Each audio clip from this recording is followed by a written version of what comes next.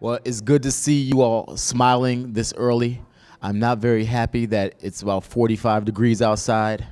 I'll do my best to make it a little bit warmer tomorrow, but I don't know. Some of you all are in here, your prayer warriors. I know God hears your prayers, so go ahead and shoot some up so that we can do that.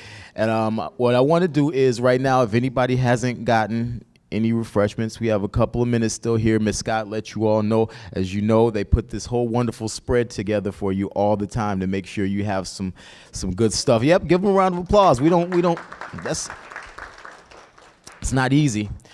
We know that this is Mother's Day weekend, so many of you all are planning on things today. You may have a mother who is with us, a mother who is not with us, and we want to make sure that you are happy and you stay strong today. We're all here to support everyone. As you can see, our wonderful mayor, Mayor Riley Rogers, has just entered the building. Give him a round of applause. Mayor, we just began, and I was thanking everybody for taking time out of this Saturday. I told them that even though it was cold and they didn't feel like waking up in the morning, they'll be glad that they were here to participate in this month's Coffee with the Mayor. Okay, so that's how we started. Should I continue or? Okay, all right. So what we want to do first off, as we always do, is go ahead and announce our officials that are here, our elected officials that are here in the building today. Of course, I know our clerk, Mary Kay Dugan, is here. Where is Mary Kay Dugan? Oh, she's there in the back. Hey, Mary Kay Dugan. We also have our police chief, Robert M. Collins, Jr., who's in the back there with us. We also have our superintendent of public works, Mr. Matthew Stacy. We all know and love these people. We have our village administrator, Miss Elizabeth Scott, is here somewhere. There's our village administrator, Elizabeth Scott.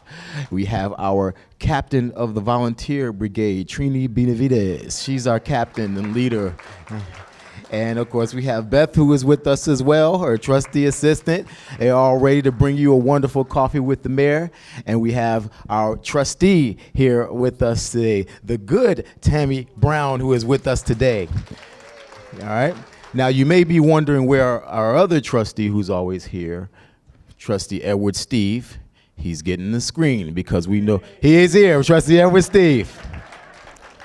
We tried to wait for you, but we had to go ahead and start, sir. Sorry. So now do your best to not pay attention to him setting up the screen. All right.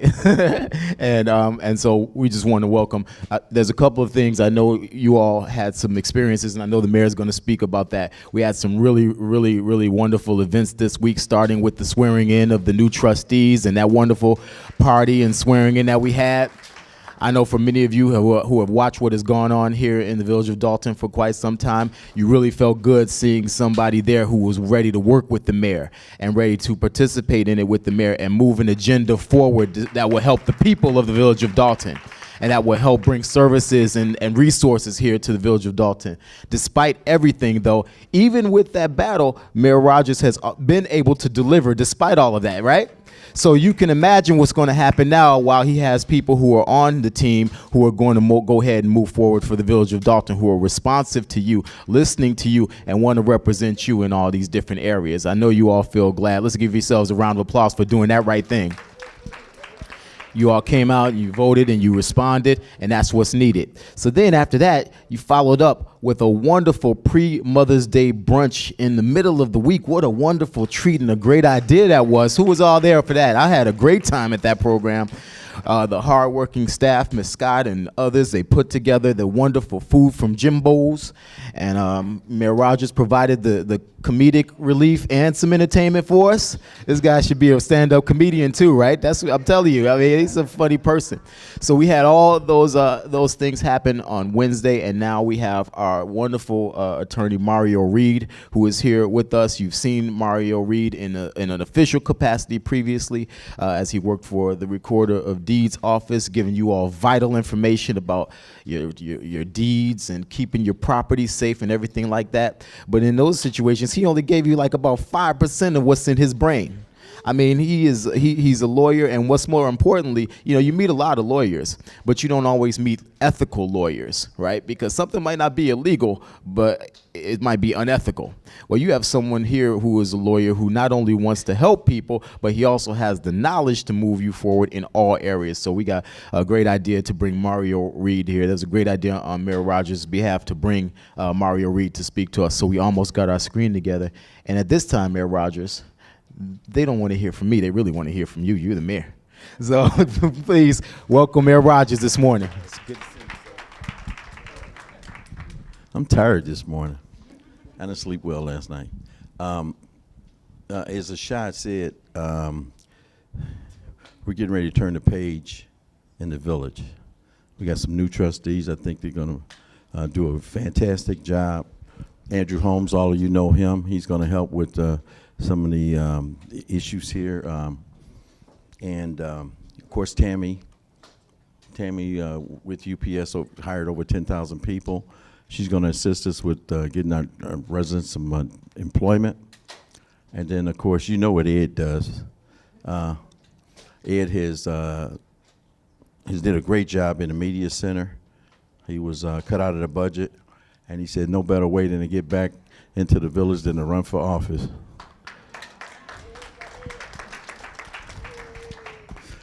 And the residents spoke. Now, Mario's Reed, Attorney Reed, he's, as Ashad said, he's with Cook County, and he's been here on several occasions. He's assisting some of our residents in getting refunds on their property taxes. We have him here today to assist you and answer any questions you may have about property taxes. He's out on his own right now as an attorney. He's got to make an income. So if you need him, and if you can hire him in some cases, but he's provided a lot of consultation, a lot of information at no cost. Now, I've tried to get the assessor here. He was here before Fritz Kagi today. He had another appointment, but he will be here next month. So whatever you can't, get out of Attorney Reed today, and you have further questions, our assessor, who was here during his campaign efforts, is going to be here next month. He's committed to. I have my special guest here today, Alice. Come on up here. How you doing, Alice? Alice is here with her grandmother. She provided me with a drawing last time she was here, and her grandmother told me at the Mother's Day event that Alice was going to come today and with coffee with the mayor, although you're not drinking coffee this morning, are you, Alice? No. Okay. What school do you go to? Burger Vandenberg. And what grade are you in? Second grade. Second grade. You going to third? Yeah. Yes? Mm-hmm. Okay. What do we do at the end of the year when I come to all the schools? You give us ice cream. And why do I give you ice cream? Do you know? No. Okay, we give you ice cream just before summer, and we get a chance to talk to you. You know, we bring the police in, we bring the fire department, both chiefs in, and then they give you a little bit of advice about staying out of trouble and what to do when fire happens. Can you remember what the fire chief told you, what to do in case there's a fire in the house? Stop, drop, and roll. Oh, go ahead. So, so that helps when we come in and tell you about different things when we go, before you guys go on summer break, right? Yes. Okay. Thanks, Alice, for coming. Okay. You got to come. Oh, what do you got for me here? What is this? An Arctic fox. An Arctic fox. You didn't get this out the neighborhood, did you? No. Okay. It's a toy from McDonald's. It's a toy from McDonald's? Okay. Thank you very much. I can keep it? Oh, okay. All right. You want to say bye to everybody? Bye. Okay, Alice. Thank you. As some of you know, we did the renaming of Parkside Avenue in honor of our longtime resident, Wayne Adams, a decorated World War II veteran, in the Hall of Fame, four-time Hall of Famer for racing announcing. He's not here today. He's usually always here. But we had a great turnout. There was TV coverage. And we did it on his 100th birthday, April 15th. Now, the next renaming will be of Chicago Road on May 25th. What time is that, Matt? 12 o'clock, from 12 to 2. 12 to 2. A few days before that date, it's a Saturday, and it will be in front of Village Hall, 14122 Chicago Road. It will be the renaming of Chicago Road to Dr. Martin Luther King Jr. Drive. The signs will go up. Hopefully everything, you've ordered the signs and everything, right, Matt? Okay. I wanted to change colors on them, but probably it's too late, but any rate. I want you all, you're all welcome to attend. It will be at noon at 12 at Village Hall. Attorney Reed? Okay. Oh, Wayne. We just talked about you, Wayne. You know, check out Wayne's hat. 100 never looked so good. We just mentioned you, Wayne, and you walk in.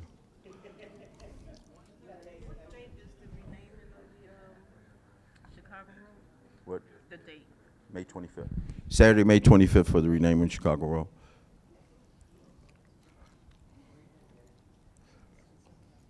The table's kind of full there. Wayne, your regular table that you sit in, it's kind of full right now. But you can sit right up front. You can sit right up front. No, we're good. Okay.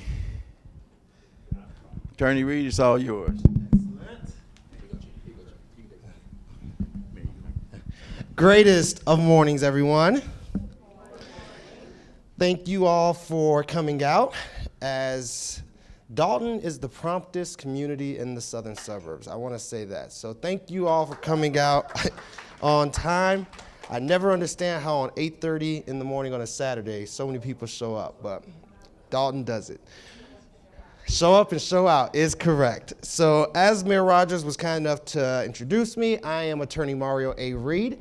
Some of you may remember me from my former capacities with both the Cook County Recorder of Deeds Office and the Cook County Clerk's Office. However, approximately 2 months ago, I elected to go out and practice on my own so as to be able to offer services that I was restricted from offering while there. So now I am fully available to assist with all things property, is kind of how I like to say it. But if you have other questions, I assist with business formation as well as numerous other things. Today I'm going to be presenting what I like to call the Property Fitness Workshop. And this is a well-rounded workshop which talks about all aspects of property. While property taxes are extremely important, and they're going to be even more important coming in a few months when we get that second installment of the bill, there are numerous things that you should know about your property that oftentimes no one's ever talking about because no one has an incentive to do so. So today, I want to talk about those things. I'm also going to hopefully be able to leave about 20 minutes on the back end for questions, because when I walked in the door, I got bombarded with about 6 or 7 of them. And I want to make sure everybody has that same opportunity to ask any questions you may have, because I am available to answer them. And right now, it's free. Who likes free? Outstanding. So let's make sure you get as much of the free stuff as possible. So everybody should have a handout.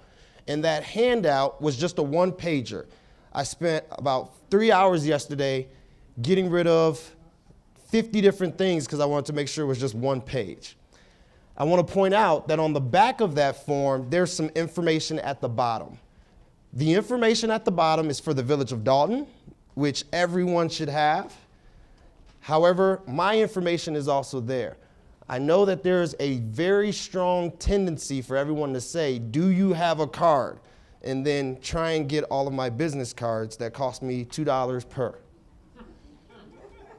So I wanted to save you all the trouble of asking that question. My information is at the bottom. And as I said, and as Mayor Rogers was kind enough, so even though I am in business for myself, I am in business for you all as individuals. If you have a question, please call me. Feel free to ask it. I am not going to charge you for answering questions over the phone, assisting with things you don't know and understand. If you have questions about exemptions, if you have questions about your tax bill, call me. I'm available. If I'm not at that moment, you can leave a message and I'll get back to you. I am not going to try and nickel and dime you for information because information should be free as it relates to your property and your house. With that being said, we're going to go ahead and get started. So the first website that's on that handout that everyone has is cookcountypropertyinfo.com. Who here is familiar with that website? Who here? Okay, got a few people. Every single person who owns a property in Cook County should know about that website. That is the most important website, and it's not just for yourself, it's also for your neighbors. Do we have any nosy neighbors in the room? Any nosy neighbors? There we go. I love it. She raised her hand. No consternation whatsoever. Hey, Attorney Reed. Yes. There should be more hands going up. Yes. Come on. Yes, there should Come be on. a lot more hands going up for the nosy neighbors. All them calls I get. Well, With Mayor them- Rogers brings up a great point because if a house on your block is having issues for whatever reason, and you want to know who's the owner of that property, you have the capabilities to find that information out. How? That's a good, so cookcountypropertyinfo.com is the website you can go to. The website's gonna look like this. All you have to do is type in the address in this left-hand column for that property, and then it will bring up all of the information for that property. And her mouth is wide open, saying as if though, I can't believe this information is available. Well, it's all public record. Everything related to property is public record based on our system, which is an open recording system. The reason why it's so important that you know about it is because it is public record. So it's imperative you know how to find that information. This screen here tells you 95% of all things about every property in Cook County. This is my home, and I always put mine up to let you all know that it's public.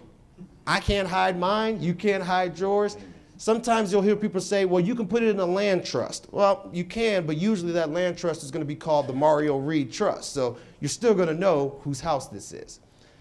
This screen is important because it has vital information related to the taxing.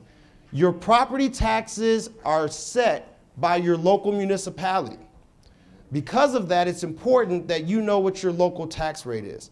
Who here knows what Dolton's local tax rate is?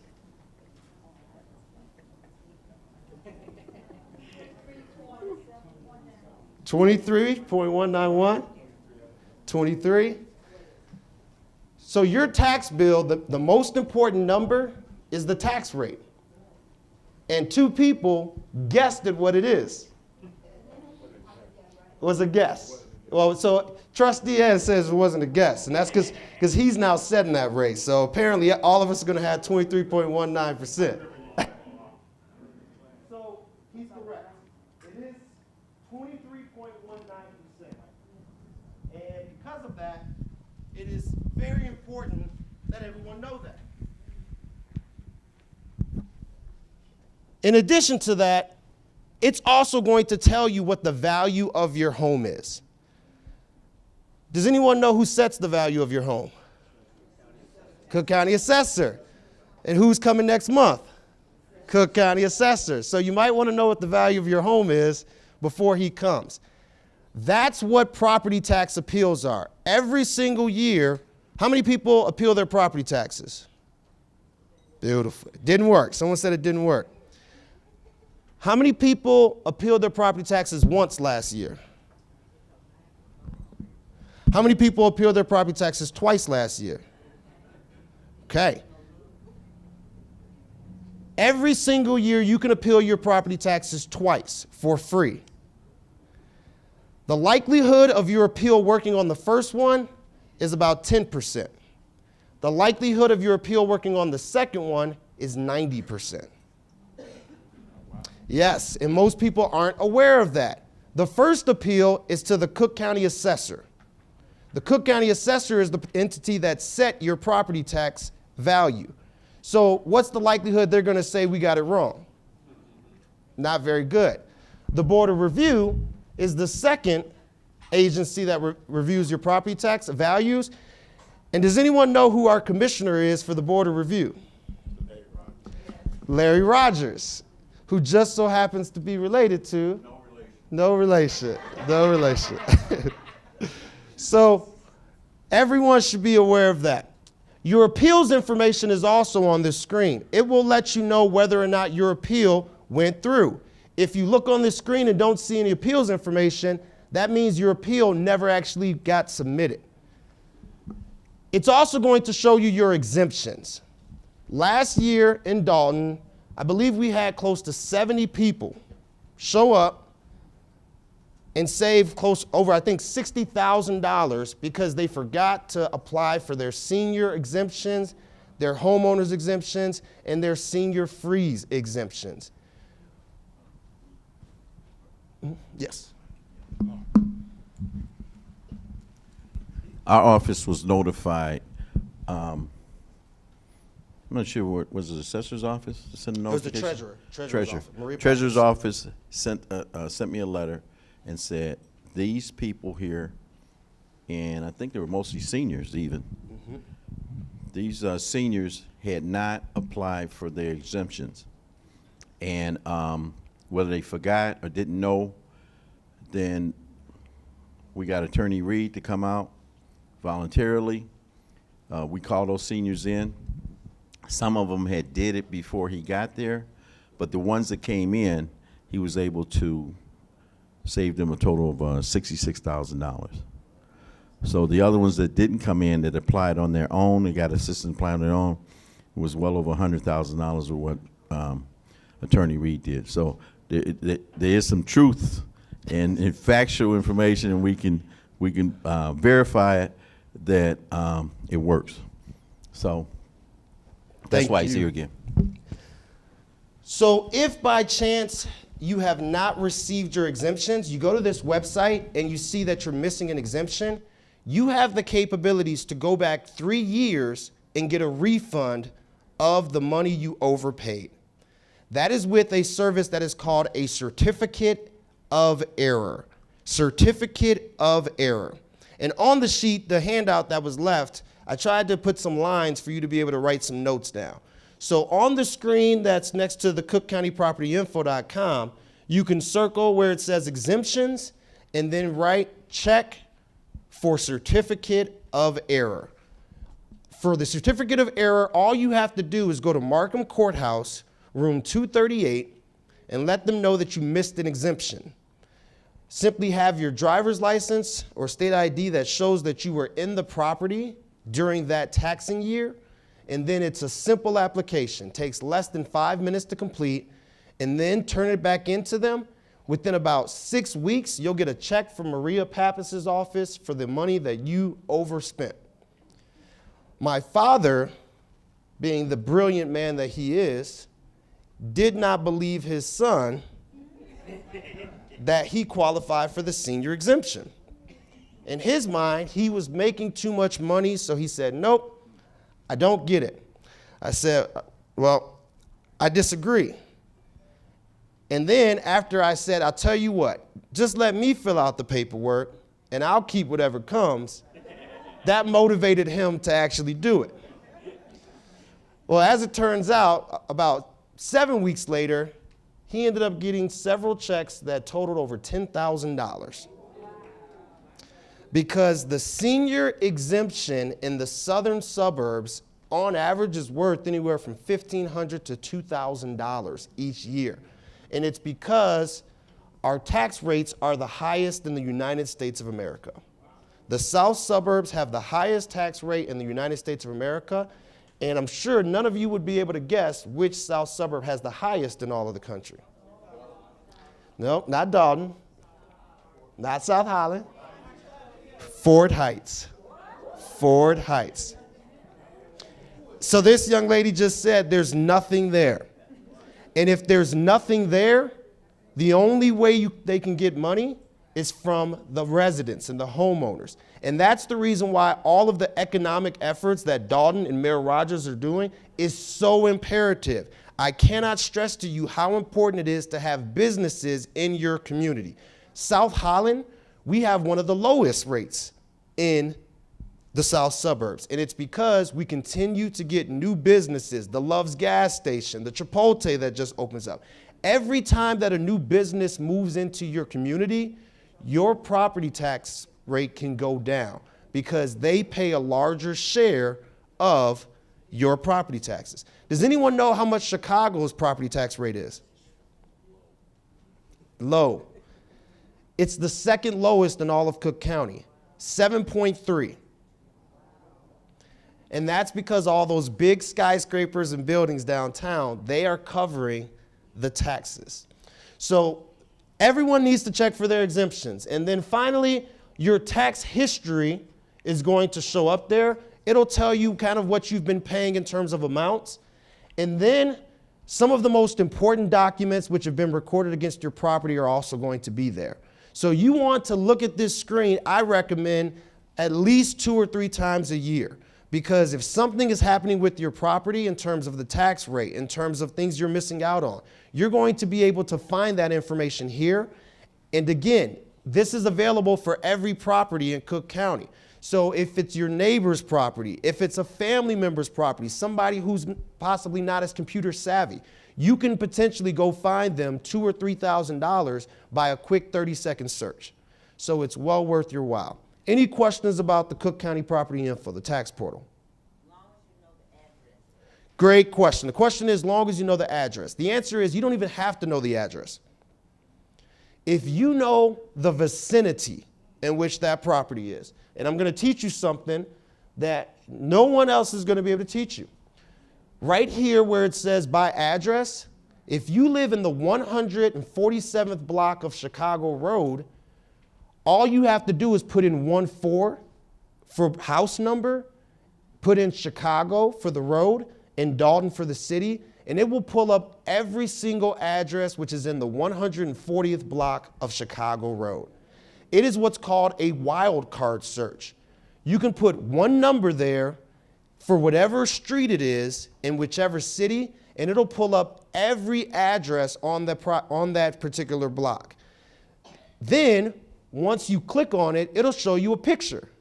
So that way you know which house it is that you're looking at. So you don't even have to know the actual address, just the block and the street in which it is. Great question. Yes, ma'am. Is there a deadline to apply for any of this? There is a deadline to apply for the certificate of error. You only have 3 years. You can only go back 3 years. So if you missed an exemption in 2012, that's gone.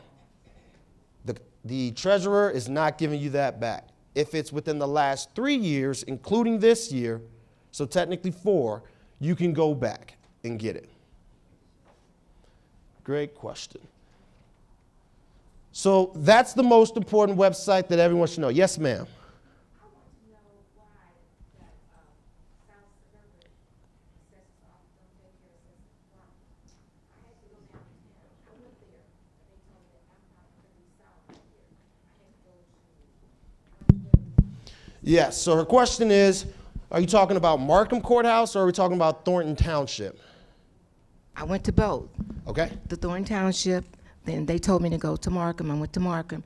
Markham said, no, you have to go downtown courthouse. Great question. The And that's question what- is, we have some satellite resources in Markham Courthouse as well as in Thornton Township, both of which are resources which are available. But she went to both of them and they said, unfortunately, we cannot assist you. You have to go to 118 North Clark Street, room 434. And the reason why is because there are certain matters which are exclusively under the jurisdiction of either the clerk's office or the assessor's office and the specialists which handle those matters are all located downtown, much to our chagrin. This was something that we dealt with even at the recorder's office, where you couldn't get certain services. The reason why that is because sometimes those records are older records. If you moved into your house a while ago, that means that there are certain records that allow for them to assist, which are only in some instances on microfilm or the physical books themselves. So because of that, the only way to be able to sort through that is at that downtown office. And then in other instances, there are specialists which handle specific things. If by chance anyone is claiming multiple exemptions on multiple homes, I highly recommend that you stop. Because downtown at the assessor's office, there's an erroneous homeowners exemptions department where they go after individuals who have claimed multiple exemptions against multiple properties. And sometimes they will charge you a lien for over $30,000 for those erroneously taken exemptions. If that ever happens, you have to go downtown. If that ever happens, usually you're going to want to hire an attorney as well. So that's the reason why you had to go downtown, because depending upon your specific matter, it was only available to be handled by either the specialist or the records were only available downtown. Great question. So the next website that everyone needs to be familiar with is cookcountyassessor.com. cookcountyassessor.com. The reason why is because every single year you can appeal your property taxes to the assessor, but there's only a limited window of time. That window of time usually happens for Thornton Township in September. So when the NFL football season kicks off, you should also say, I need to do my property tax appeal, because you only get 30 days. It's a 30-day window. If you miss it, you've missed it. There's someone here who appealed to the assessor, and I believe they were successful. Is that correct? So our newest trustee was able to get a reduction, I think, of about $10,000 in the value of her home. And how much did you pay to get that appeal done? Free. Yes, ma'am. You're an elder person and you're already on a tax freeze. Do you still have to do this? Great question. The question is, what if you're on the senior freeze? Do you need to appeal your taxes? The answer is no. Never, ever, ever, ever appeal your property taxes if you're on the senior freeze. And the reason why is because how the senior freeze works is whenever you sign up for the senior freeze, the assessor goes back to the last 3 years and values your home at the average of that 3-year period. Which means that if you apply for the senior freeze in 2009, the value of homes in 2009 ideally were less than what they are in 2019. If you're on the senior freeze for close to 13 to 15 years, you will have no tax bill, because the value of your home is locked in at such a low amount that there's going to be no tax liability. If you appeal, the assessor could potentially come back and say, oh, it should be higher because you're still locked in from the rate from 2009. So never, ever, ever appeal if you're on the senior freeze. Not the senior citizen exemption, but the senior freeze. The senior freeze is only available to seniors which have a household income less than $65,000. The household income has to be less than $65,000. You can find out if you're on the senior freeze by going to cookcountypropertyinfo.com. It will show you which exemptions you qualify for. Great question.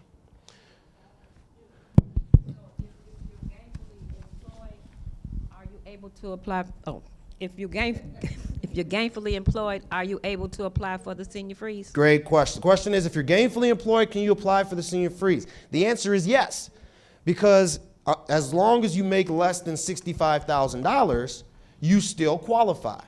Now, let's say that you're balling out of control and you bring in 7 figures, which it looks like you do. Unfortunately, you won't be able to. So those millions of dollars that you're bringing in, it's going to disqualify you. But if it's less than 65,000, and I keep using the term household income because it's not just yours. If you've got that 40-something-year-old son living at home using your address on his tax returns, bringing in $30,000 from Uber driving, that goes to your household income as well. So it might be time to set that bird free. Just a possibility. Just saying. Yes, ma'am. Is the age 66 and a half or is it 65? So the question is the age 66 and a half or is it 65? The answer is it's neither. So you have to reach the age of 65. But the tricky part about how we pay our taxes in Cook County is we pay our taxes a year in arrears. So if I turn 65 this year, 2019, my birthday is October 29th, I'll turn 65 this October 29th. When will we pay the property taxes for 2018? Or 2019? In 2020. But the problem is I turned 65 on October 29th. I have to be 65 for a full calendar year. So I'm going to be 65 for a full calendar year in 2019. When will we pay 2019's taxes? In 2020. So I won't actually see the discount until I'm about 27 or 67 years old. But that's the reason why.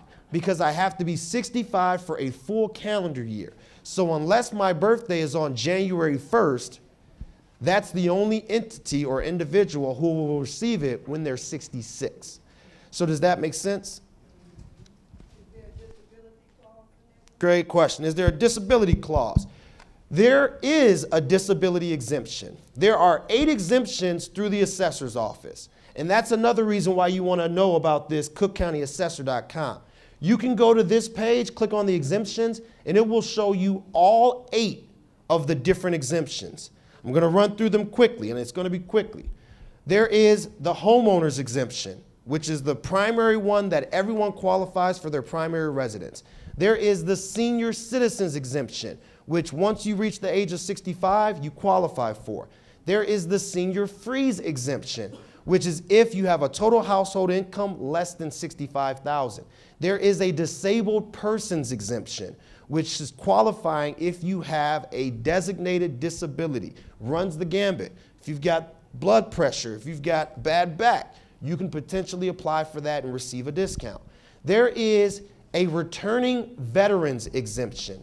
If a veteran has recently been in a war zone and comes back, they can qualify for that. There is a disabled veterans exemption.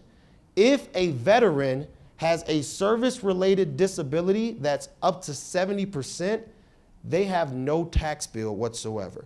No property tax bill at all. They simply have to be on the deed or responsible for the taxes, which can always be done and added. There is also a long-time occupant or homeowner's exemption, which is available if the value of your home has drastically increased. And then in addition to that, there is a recent home improvement exemption. The recent home improvement exemption is really complicated. If you're considering doing it, I recommend you talk directly to the assessor's office and potentially someone else before you talk to the assessor's office, because you don't want to disclose to the assessor that you've increased the value of your home, because that gets a little bit tricky. So feel free to reach out to myself. I'll be more than happy to kind of talk you through that one. But those are the exemptions which are available. All of the details are available at cookcountyassessor.com. In addition to that, you can file your appeal online. On average, it takes about 5 minutes. It's good that you go and get comparables because that helps with your appeal. If you need assistance with that or more questions, I'm hoping that I'll come back out and we'll do an exclusive appeals workshop on that. Any questions about this? Nope? Okay, we're moving on. So this is one which lots of people bombarded me with questions when I walked in the door. And that's because this is right now the most urgent matter that everyone needs to pay attention to. How many homeowners do we have in the room? Excellent. And how many of you have recently checked your deed at this website? So there were about 5 people who said they are. Everybody raised their hand for the first one, but about 5 or 6 people. In Cook County, it is very easy for someone to steal your home. All they have to do is print out a deed from their computer at home that says, out of the goodness of your heart, you gave your house to them. They take it to the currency exchange, they get it notarized for $1. They take it to Markham Courthouse, they pay $54 to record it, and they have just stolen your home on paper. They then wait for you to leave and go to coffee with the mayor, which is a very excellent but somewhat lengthy event, giving them plenty of time to sneak in, change the locks, and they now own your home physically in possession and on paper. And the reason why they can do that is because if you haven't checked your property records recently, you don't know what's recorded against your property. So how many people have signed up for the free property fraud alert?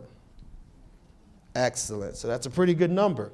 For all the rest of you who own a home but have not, you need to do so today.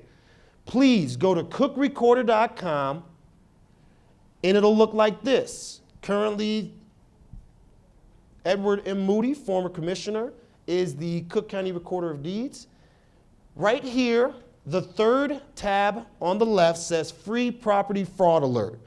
Click on that tab, and all you have to do is type in your name, your phone number, your email address, and your 14-digit property identification number, and you will be registered for the Free Property Fraud Alert service. If any document is recorded against your house, you're going to receive a phone call and an email.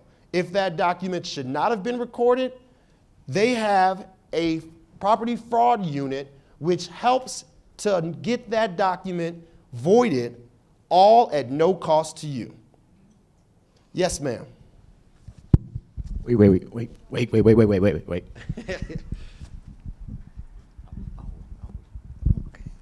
Yeah, listening to you. Good morning. Morning. Yeah, you're telling the truth about the deeds. If you're sign up for it, registered. Someone put a constructor company put a lien on my house, and before you know it, I was at work, and the deed office called me and let me know we have a red flag, and someone tried to put a lien on your house.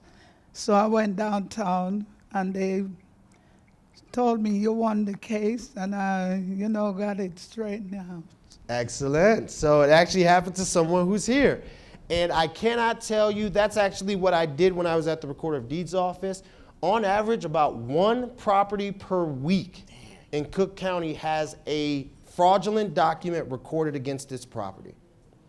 And it's a case where once it's on there, it can be a bit of a hassle getting it off, but you have to know that it's on there before you can even start that process. So it's very imperative. Yes, sir. Is there a way to know that you signed up for that? Great question. The question is there a way to know that you signed up? My suggestion is that if you have any doubts, sign up again. You can sign up 100 times, and it's free 100 times over. So if you have any doubt, just sign up again, and then what will happen is you might get 2 emails, but ultimately, it's still free. The other thing and reason why this is so urgent is because how many people have added a beneficiary to their house who will get their house when they pass away? How many people have added a beneficiary? Okay, so it looks like about 10 people. Everybody raised their hand and said they own a home. 10 people said that they have a beneficiary. For the rest of you who don't have a beneficiary, what is going to happen to your home when you pass away? Your loved ones are going to have to go to probate court, which is right now probably the largest part of my practice, and I hate it. Because of the fact that there's nothing worse than having to tell someone who just lost their parent or their loved one that they now have to pay $3,000 so we can get that house into their name to prevent the bank from foreclosing on it. There's a woman who I worked with at U.S. Cellular several years ago. Her sister was shot and murdered by her husband, who then killed himself. She was 48. Had no clue this was going to happen. They said that they saw no signs that it was going to be something to this extent. She has 2 minor children who now we have to go and work out the guardianship for. And in the process, we also have to go to probate court to get the house into the 4 children's names. Now, thankfully, because that's such a large part of my practice, I'm able to do that so long as all of the heirs agree in less than 45 days. Not years, not months, 45 days. But the drawback is that while they're grieving for their deceased mother, the bank won't talk to them about the mortgage because they're not the owners of the property. And the bank only is going to talk to the owners of the property, which is why if you put a beneficiary onto your property, that will ensure that the second you pass away, that individual becomes the owner, and the bank is now obligated to speak to them about all things related to that mortgage. You can go to cookrecorder.com and click on the Forms tab that's right here at the top. Once you do so, it is going to bring up a screen that looks like this, that says Featured Forms. You are going to select the one that says TODI, T-O-D-I. That stands for Transfer on Death Instrument. Transfer on Death Instrument. It is a free form, and it is a very beautiful form. And I say that because I designed that form and made it.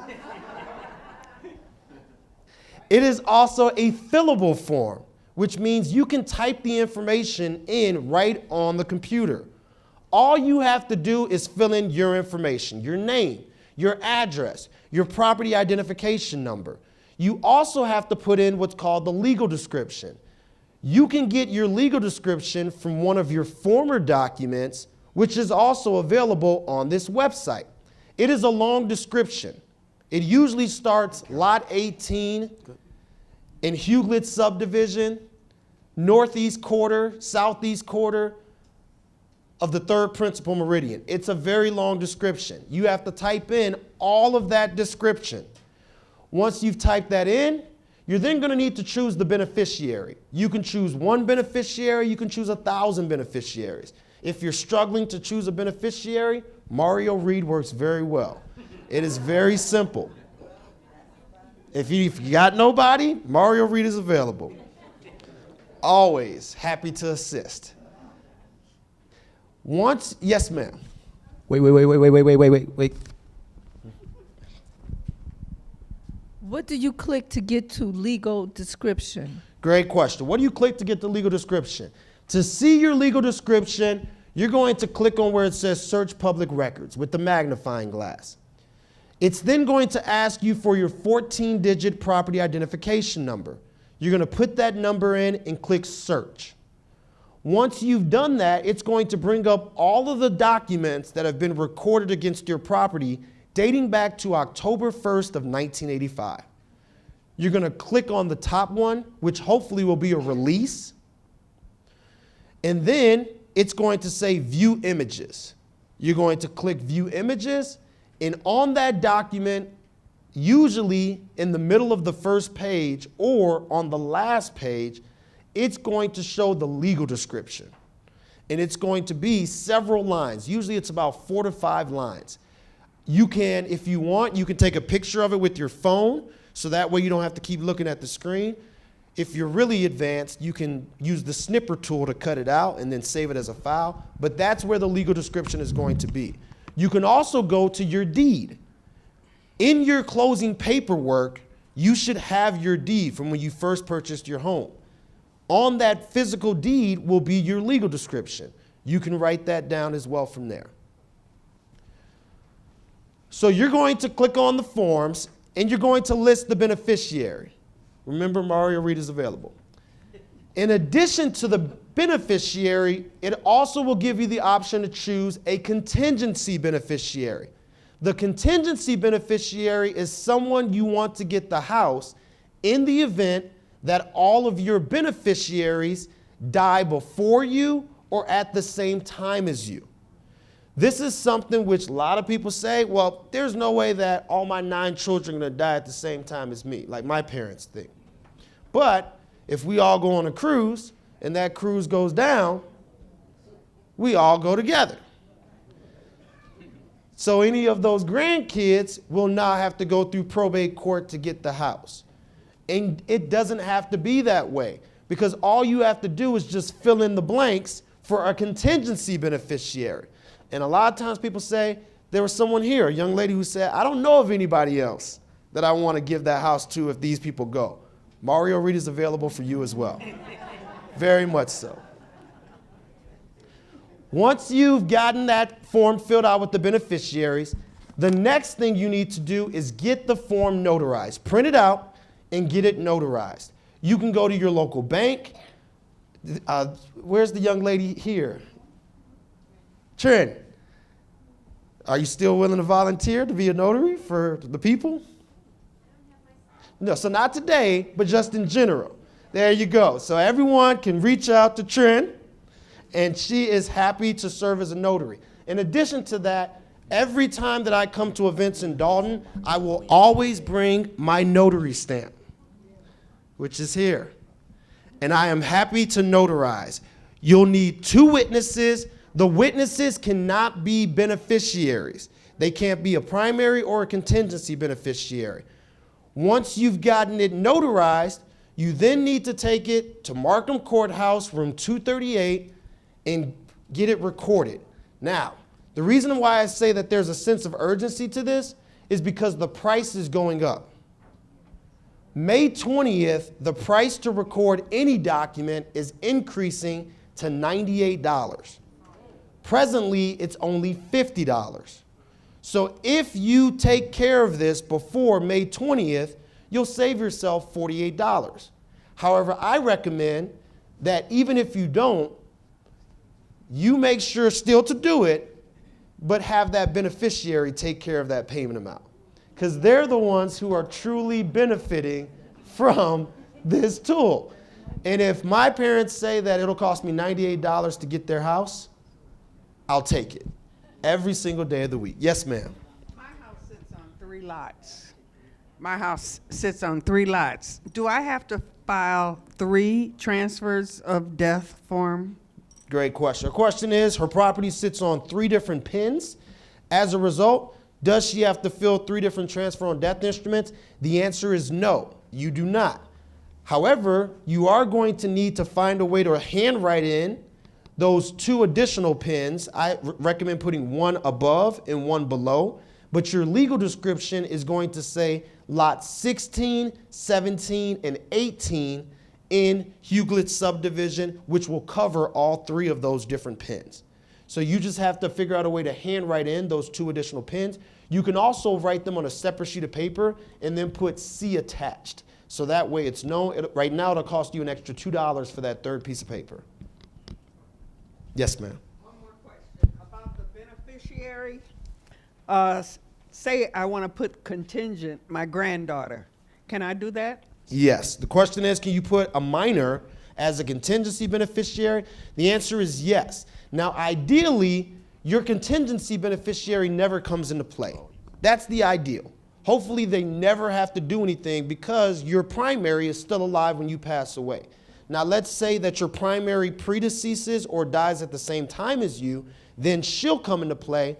Hopefully, she's reached the age of 18, and then she can take ownership. If she hasn't reached the age of 18, whomever her legal guardian is will then step into her shoes and become the owner.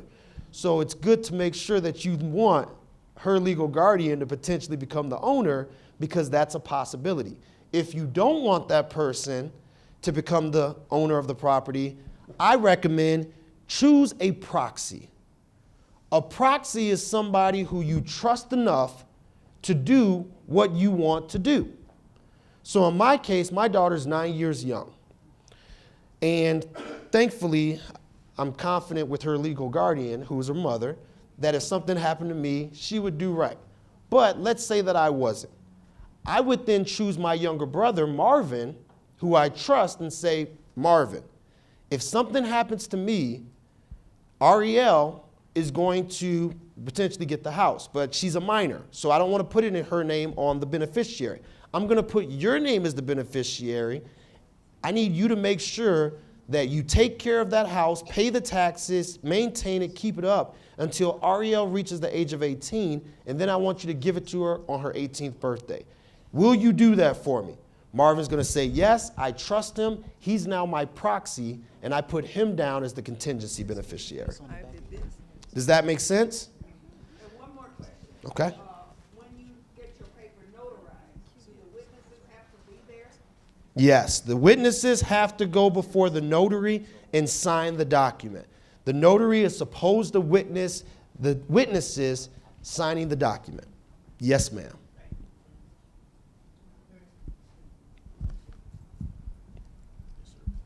What if your parents' will property is six sisters and brothers that own the property, and now all of a sudden they want out, and I got control of everything, but the property passed down as each person dies. It passed all the way down. The last person standing own the property. That's the way my mother and father set it up. But now they want their money. They want their money now. Is that, how do you do that? Is that possible or what? Great question. His question is, if you have a property that was passed down from parents to children, and it was done with the will, and now some of the children, they essentially want their cut of whatever the value of the house is. How do you cash out a cut on the property? Well, that's an instance where you have to go through the legal machinations in probate court and essentially get it designated. Now, thankfully, the parties can work it out in advance and make it to where it's the least resistance. But usually how that would work is that whomever's going to retain the house will have to take out a mortgage against the house to take out the equity.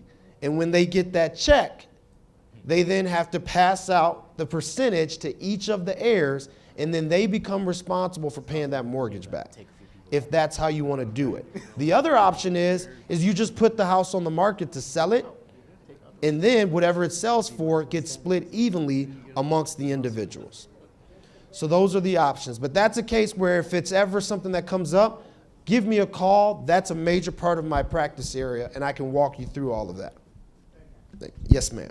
I would recommend that they don't try to sell it to home investors, because home investors is a ripoff, because we sold my mother's house and got totally ripped off. All right. Sorry, home investors. You did not get a good review on today. Yeah. All right. Any other questions about adding the beneficiary? Yes.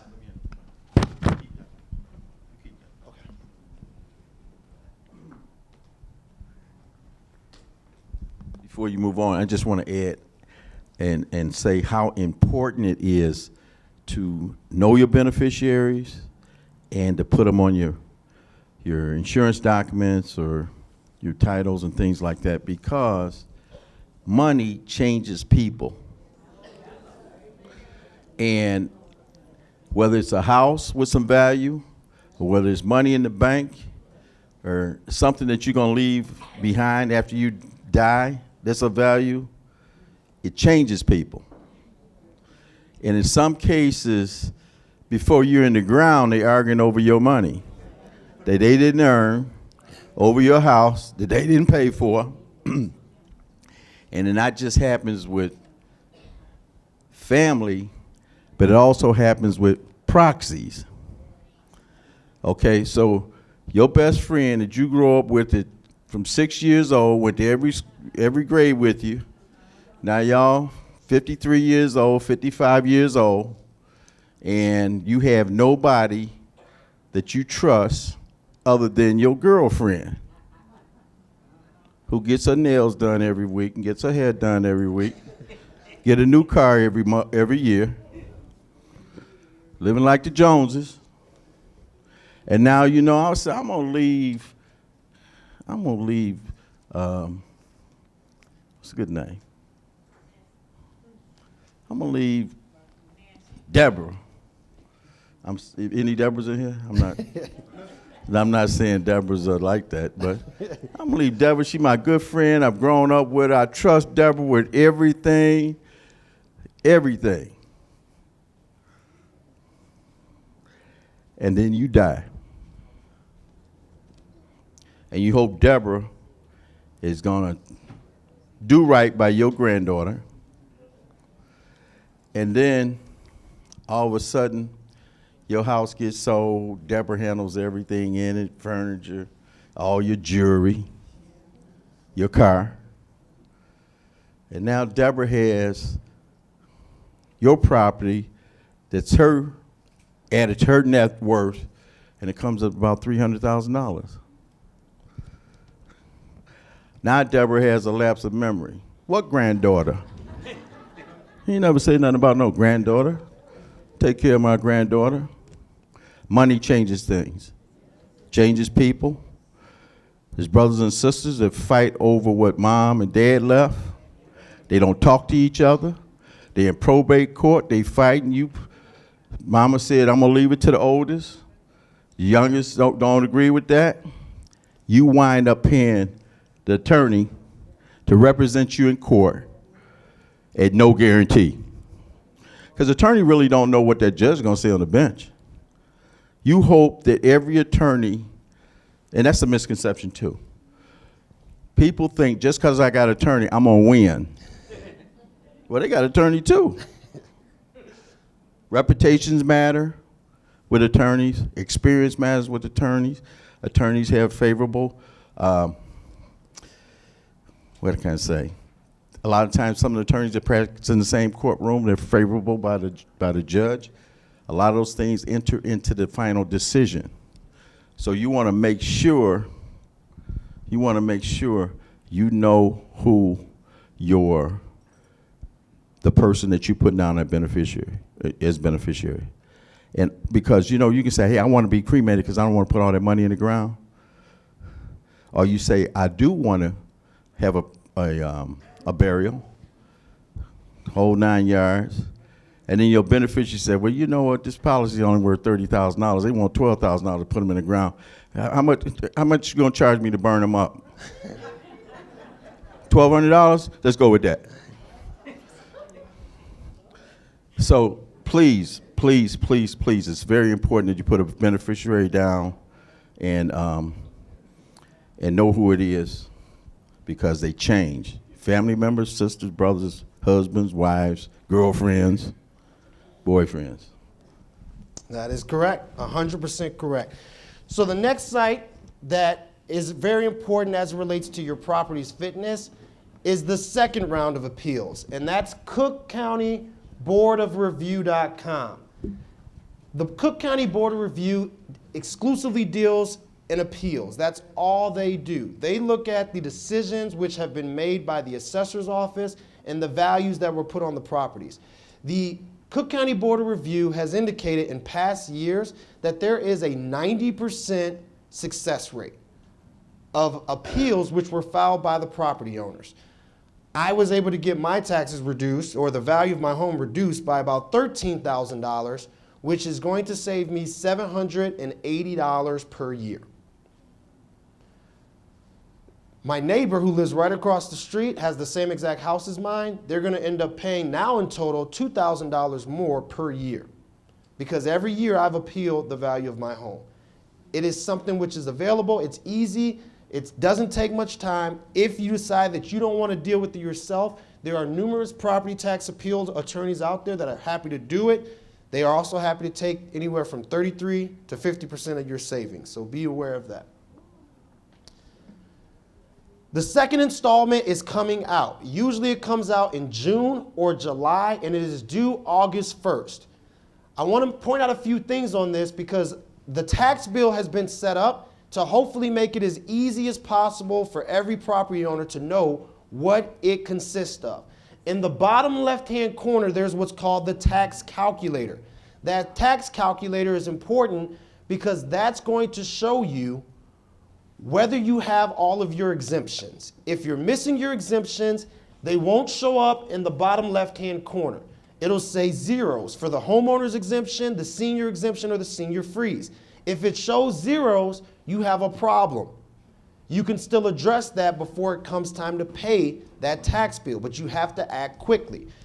That's the workshop that we did last year where we ended up saving over $100,000 for residents. In addition to that, if you've missed a year of taxes, and this is very important, Dolton has over 800 properties which have missed a property tax bill payment in the last 3 years. If it shows up in this section that says important messages, trust it, it's important. And what that means is that if one of those years is outstanding, they can be purchased by a tax buyer. And you can potentially lose your house at the scavenger sale. And sometimes it can be for as little as $17, which wasn't paid. So if you see anything in this important message section, you have to act fast. Yes.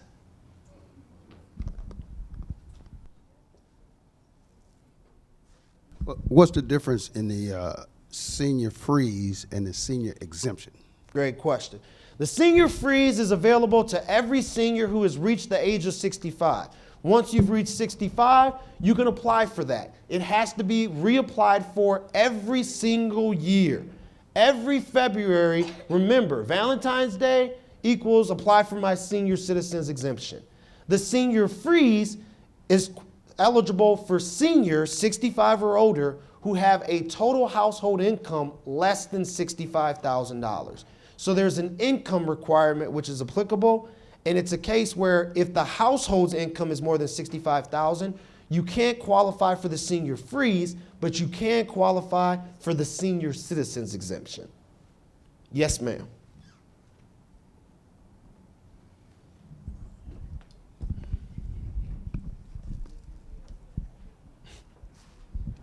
I was at a luncheon a couple of weeks ago, and some lady, I don't know her name, works at the assessor's office.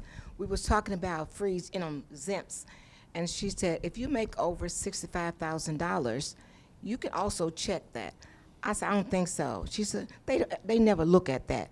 I said, well, I don't want to get in trouble by doing that. I had sense to know that. It says 65 and older if you make $65,000, if you're a senior, rather. And I said, no, I'm just going to do my exempt, senior exempt, and that's it. She said, because they never look at that. So I know that was wrong, and I would never check it either. Yeah. Excellent.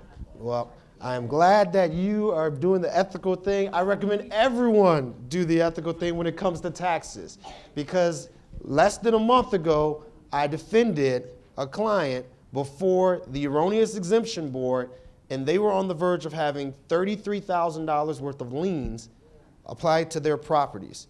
Thankfully, we were able to get all of those eliminated, but it's not worth it. Now, when I first started, the homestead and the homeowner exemption, that's one and the same, right? Correct. Homestead and homeowner, those are the same thing, just different names. Okay, you can still apply for that with that senior freeze and that senior exemption, Yes. right? Okay. Yes, they are cumulative. You can stack them, if you will. Essentially, the best way to think of it, the exemptions are discounts or coupons. And the same way you can go to the store and use 3 different coupons, it applies for those exemptions so long as you're eligible for them. Is this a matter of public record as well, to go back and pull up your tax bill? Yes, great question. The question is the tax bill a matter of public record? The answer is yes. You can look at anyone's tax bill. The treasurer's website, cookcountytreasurer.com, and I didn't include that one, but that's where you can go to look at anyone's tax bill. You can download it and you can print it out, hang it on your refrigerator, show the whole world. But yes, it'll allow you to look back at the last 2 installments. So at any given time, you can look back at the last 2 installments for any property in Cook County. Great question. All right. So I want to put up the dates to appeal because this is important. We are on a very strict timeline. August 15th, and I apologize because I thought it was September. It's August 15th. So August 15th is when we are going to be eligible to apply for appeals for Thornton Township. If you live in Dolton, if you live in South Highland, if you live in this area, you're in Thornton Township. If you're somewhere else, you have to check for that particular township. Hyde Park, which is part of the South Side, they're opening up in June, which is coming fast. So you have to check whatever your township is. This Should be on your sheet so you can have it, but remember, you can also go to cookcountyassessor.com and get it. Any questions about that? I got a question. Yes. If your taxes are sold and you go past the redemption period, winds up on the scavenger sale, tax buyers buy it, redemption period is over, and to go to deed, they have to file for With the circuit court. with the circuit court. Circuit court and or the sheriff should notify you that the date is coming up, that they're going to go file for your deed on your property. Now, what if they did that and then go forward to actually take physical possession of the property? How long is that? Is that deed forever? I mean, is there a certain amount of time that they have to? The deed, so they have to go to deed Right. within 1 year. Okay. And then if they don't go to deed within 1 year, essentially you've now gotten a new grace period. Right. If they do go to deed within 1 year, typically the sheriff is going to serve and execute that deed in terms of forcible Right. removal, Yes. usually within 60 days. Okay. So if that person, if they did get the deed, they have to act within 60 days? If they did get the deed, they usually have to act within 60 days. Okay. Wanted to make that clear. That is correct. And then it's a case where right now a lot of taxes have been sold and people have reached out and said, what can I do? As a part of creativity and making sure your house isn't lost for taxes, most of the time the houses are paid off. You can always tap into the equity of the home for purposes of being able to cover the outstanding tax liability. If you're successful in doing so, the Treasurer's Office has a program that's available for seniors where they will defer your taxes. They will say, if you don't want to pay your taxes for the rest of your natural life, you can enter into this deferral program which says the taxes will be put onto the house, and then when you pass away, It's deducted. the house will be sold and the tax liability will be deducted. So the senior will never have to pay any taxes while they're alive, and then once the house is sold, whatever the tax amounts were comes out of the proceeds, and then the children get to keep whatever's left over. So does that exempt them from going, from their taxes being delinquent and going to sale? No, it has to be done in advance. So Okay. if you So there can't be a delinquency on the taxes? Correct. Before if you want to if you want to sign up for that program. Okay. But let's say that you right now, taxes are going up, going up, going up, and you're saying, I just can't afford to do this on my limited fixed income. Right. You can sign up for the program, and then you'll never have to pay taxes again. And then those beneficiaries that are expecting to get $190,000 for your house, you trick them and they only get 90 because they can take the taxes Right. out. But they weren't helping you with your taxes anyway. Anyway, So right. good. So they didn't deserve it. Forget those beneficiaries. Now let me bring up something. The assessed value that the assessor puts on your property is usually a little bit lower than what the actual value is. No. No? No, not in the south suburbs. Okay. If we were in the north suburbs, the west suburbs of the city of Chicago, I would agree with you. In the south suburbs, on average, and there was a story that was done on this in the Chicago Tribune. Right, I saw that. Huge series. Yeah. On average, our homes in the south suburbs were overvalued by about 33%. Okay. Yeah. 33%. That's why it's important to do the appeal. That's why it's important to do the appeal. And like you said, going to the assessor's office is, I think, probably more important than going to board of review it with the 90%. No? No, other way Okay. around. All right. So the assessor has about a 10% success rate. The board of review has about a 90% success rate. Now, I think you mentioned it the other way around, but we'll check the video. Please do. Yeah. Please do. Definitely do. But I'm glad that that's why- if I did, you caught me on that one. And I'm sure I didn't because remember I said the assessor is the one who puts the value on the home. Right. So what's the likelihood that they're going to say they got it wrong? Well- They're checking their own work. And usually Yes. when we check our own work, we feel pretty good about what we did. Okay. The board of review, they have no attachment to that number. They're checking the assessor's work. Okay. And they have no problem saying they got it wrong. Okay, usually the people file with the board of review first, right? No. Well, and that's because That- here, there's a commissioner who loves coming to Dolton. Not just the Dolton. Not Don't just put the it on just Dolton. He goes around Loves all coming the to outreach. the south suburbs. Right. Yeah. Okay. And the reason why is because the Board of Review offers pre-filing. Right. So right. you can And pre-file online. with the Board of Review. So in July, you can pre-file your Board of Review, but it's not going to be processed until December. Yeah. I do not recommend doing that. And the reason why is because the numbers you want to use fluctuate. So houses sell for less in what time of year? In the winter. Winter, right. And why do they sell for less in the winter? Because nobody wants to move.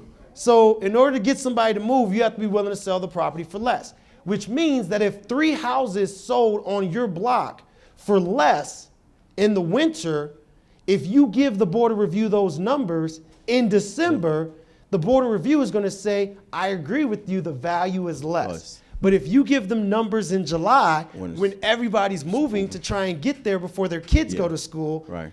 the values will be higher, and they're going to say, you're wrong, here's what the values are. Okay. So by giving them the data that best supports your case as to why your home should be valued less, that helps with your appeal. Yeah. Now, when you go to the Cook County tax portal Mhm. and you see a picture of your house and you see the assessed value of it, Mhm. right here. Yep. Now, I had a person come to me and says, Mayor, you know, I haven't got a tax bill in like 3 or 4 years. Someone sent a form in.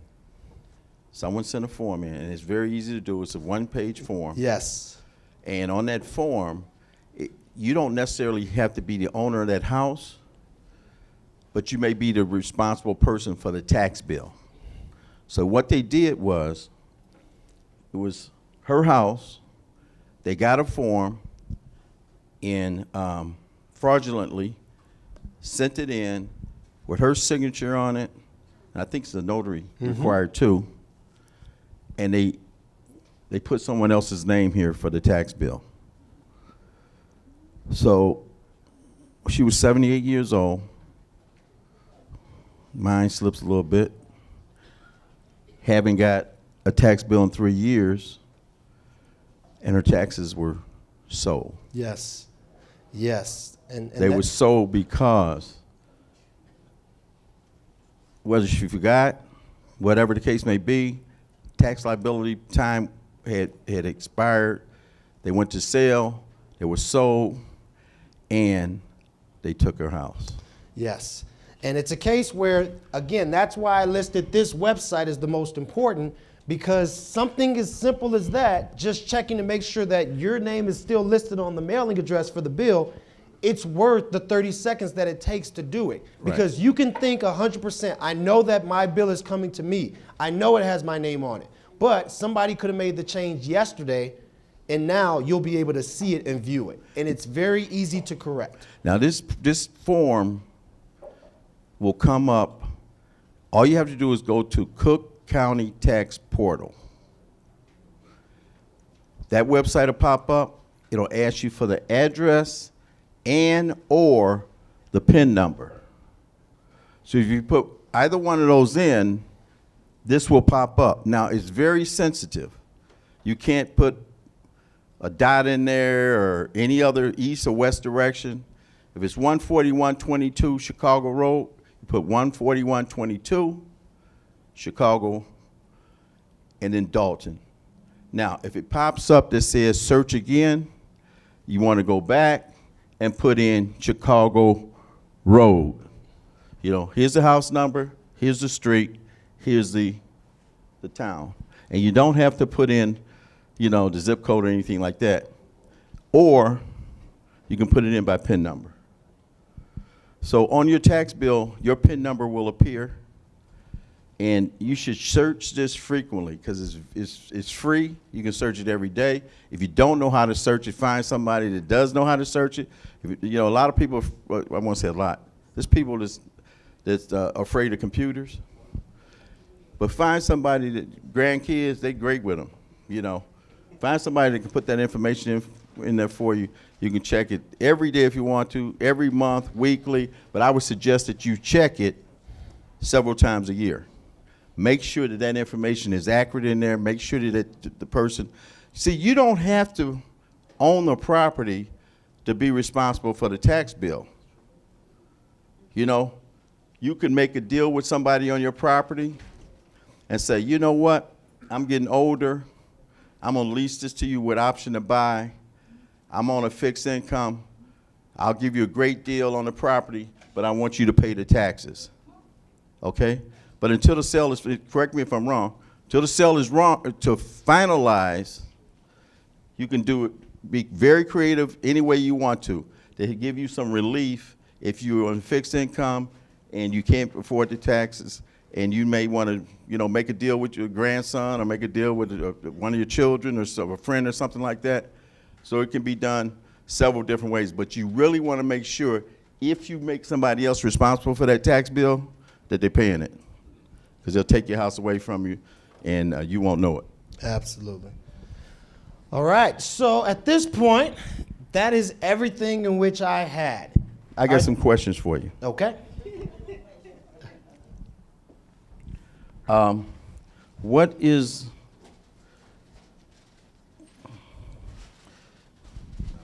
I had a bunch of questions, but you answered several of them, so I got to see here.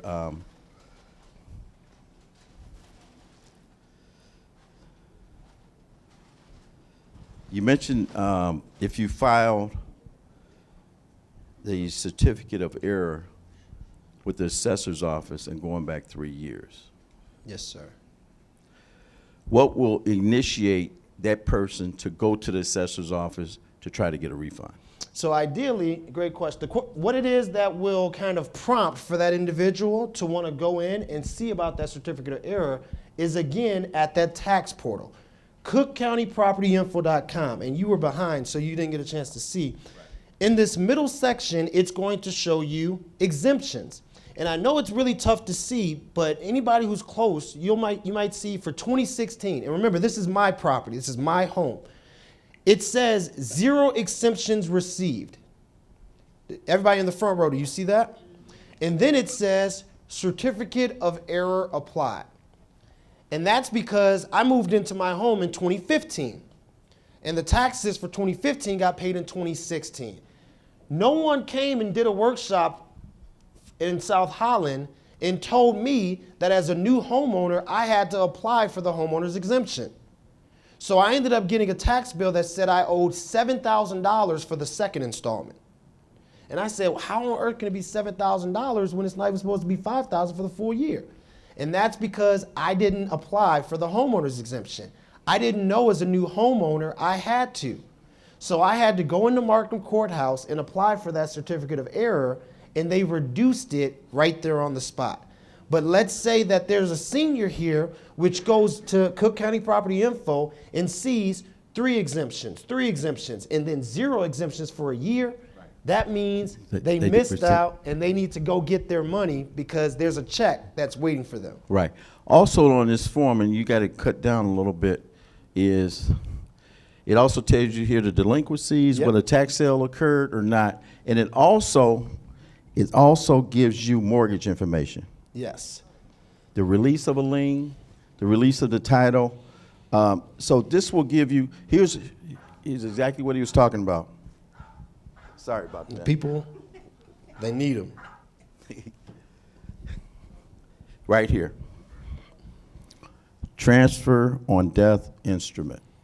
Yep. Just so you all know, I'm not blowing smoke at you. Yes. I did it myself.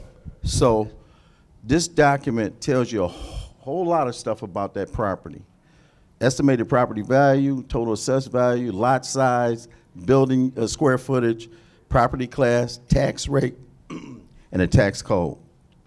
All the appeal information. And if you've had a mortgage on your house, if the mortgage was transferred, and if they foreclose on your house, that'll be down here. It'll show foreclosures. So this document will tell you a whole lot of things about your property or your neighbor's that you don't like property. Absolutely. Absolutely. Okay? It's all public record. Everything. Yes, sir. If as a senior you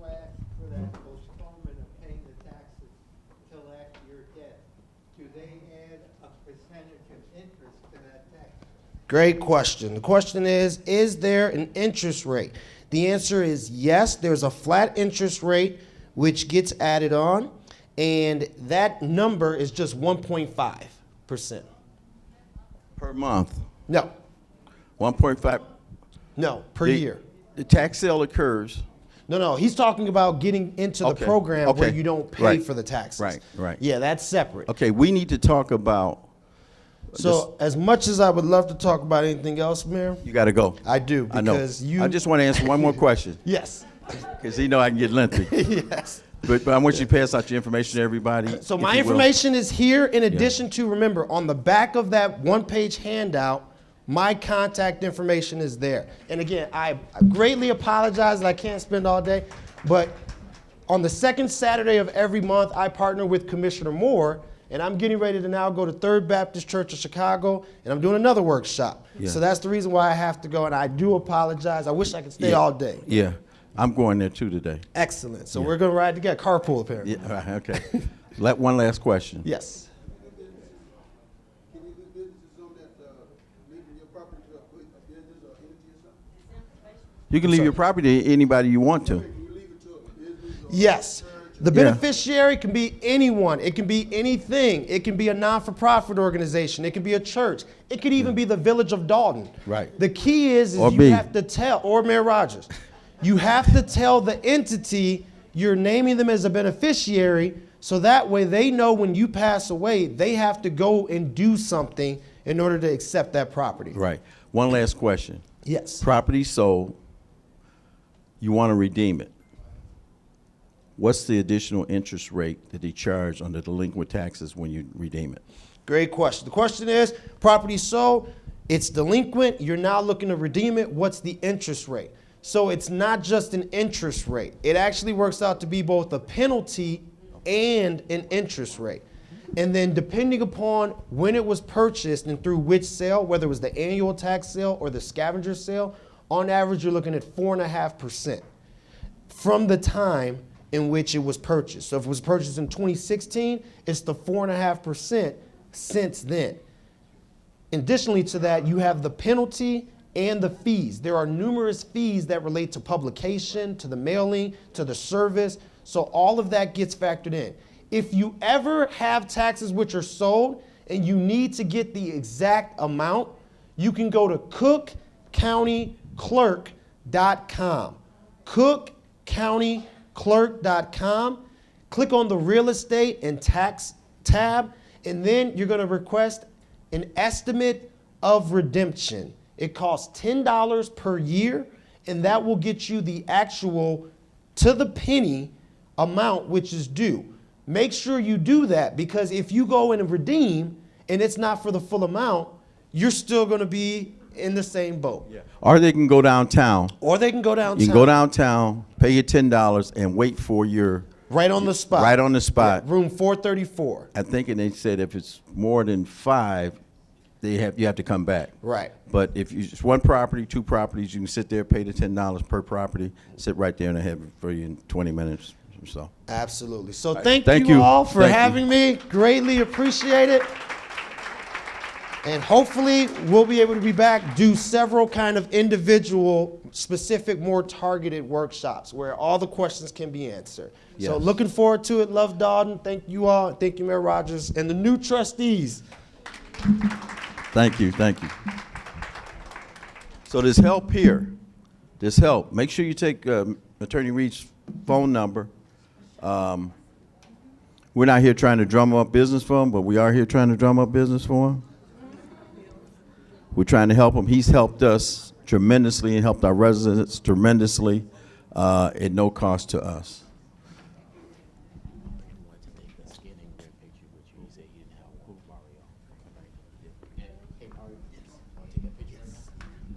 Okay, I got a couple of things I want to talk about.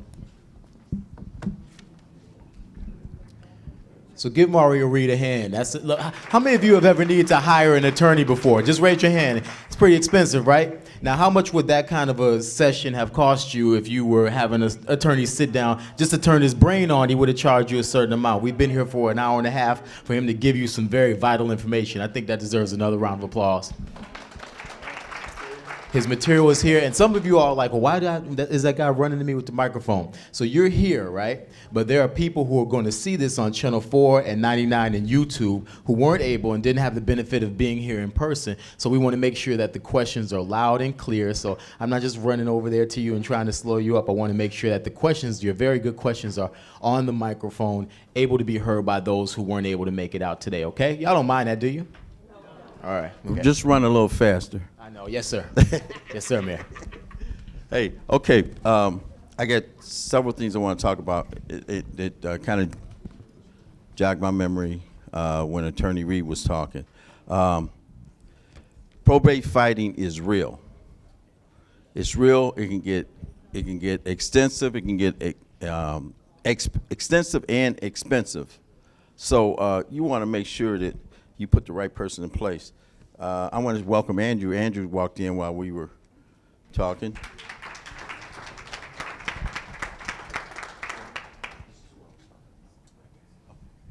All right. I saw something on the internet that was posted by a funeral home director. It's so important that you have insurance or savings for burials. And I forgot exactly what he put down. Instead of buying that BMW and buying the designer clothes and buying expensive watches and taking vacations to the Bahamas, pay an insurance premium. Because it gets embarrassing when people say, well, we have to delay the funeral because we don't have any insurance to cover the funeral costs or any savings to cover the funeral costs, and they expect the funeral director to hold the body for a month till you collect something from GoFund. So it's important to try to, and insurance nowadays is so competitive, it's low cost. It's low cost. The premiums are low cost. When you first get the policy, it's usually a contestability clause for the first 2 years, in case you want to get insurance today and kill yourself tomorrow. So they want you to pay insurance, the average policy, for about 2 years or have some savings. Now, on the other hand, you don't have to get the most elaborate funeral service. It's a burial. They have all kind of plans, but I'm just giving this information out because it's important that you concern yourself about afterlife, and you get a will, and you put in the will how you want your final remains handled, where you want to be buried. Because if you don't, I'm gonna say this: death is inevitable, and we don't know how long we're gonna be here. And heart attacks kill at an extreme rate. Cancer kills at an extreme rate. And it could just happen overnight. All these sudden deaths, Jenny died down the street just yesterday. You always get that news, oh boy, how old was she? Was she sick? You don't have to be sick. Some of the people that think they're in the best shape, on the outside and that appearance, you don't know what's going on totally inside. So, and I just wanted to mention that. Make sure your beneficiaries are right. I cannot stress that enough. Attorney Reed mentioned about the whole family. If you, and we did, and our family is guilty of this. My sister moved out to California, and her birthday is May 13th. It's going to be this Monday. But in 1996, it fell on Mother's Day. So my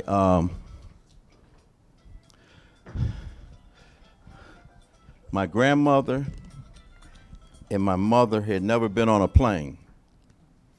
And my sister hadn't, she comes once a year to visit.